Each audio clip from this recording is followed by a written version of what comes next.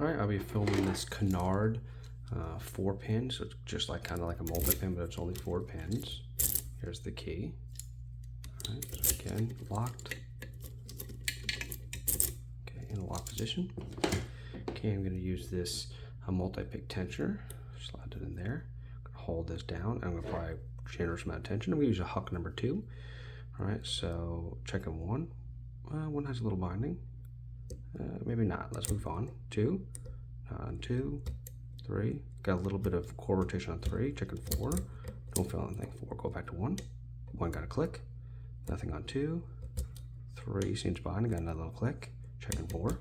4 got a click, and I just rotate the core. Once the core gets rotated a good amount, pretty much you only have the inside pins. The outside pins are set. So all I'm going to do is just a little flex, and while I rotate each pin up and just see which one is holding up. And it was number 3.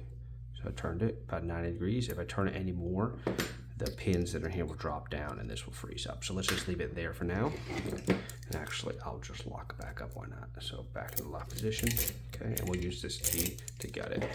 So let's take this out, keep it in frame.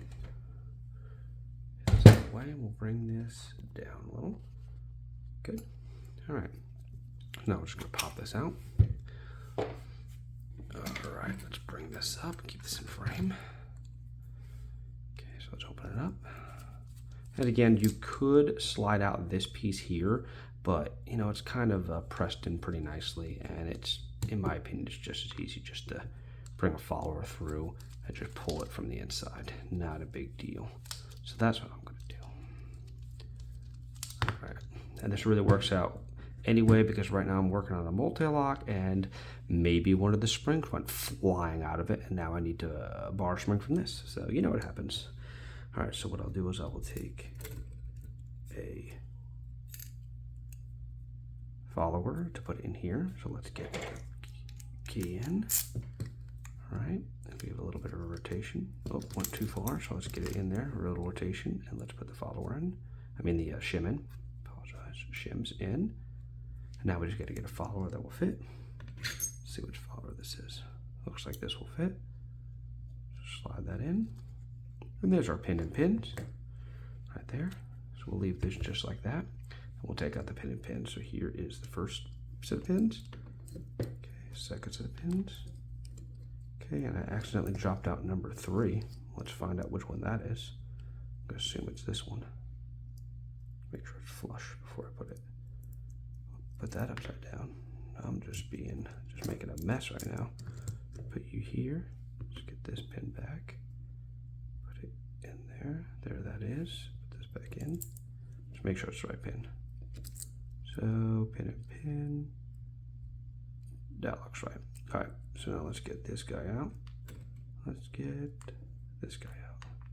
Okay. So that's all 4. Let's organize these a little bit better. All right. So here's your pin and pin. Your first pin, and nothing special, and that's why this is just a green belt. Okay. These are the pins.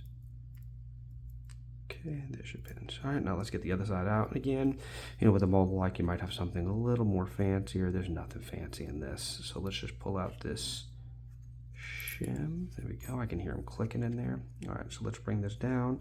Let's grab them out. Okay, so let's go in here. Grab out the first one. All right. Okay, here is our first top pin. Let's get the spring out. Come on. Instead, we'll just go straight to the second pin. Third, up, and there's a spring. Okay, and then finally 4th. All right, there's our 4th. All right, so just standard pins at the top, your upper pins, your driver pins. And there are springs in every single one of these, but only this guy wanted to pop out. Anyway, so there's a close-up, nothing special, just a green belt, and I'll get the rest of the springs out. So pretty standard.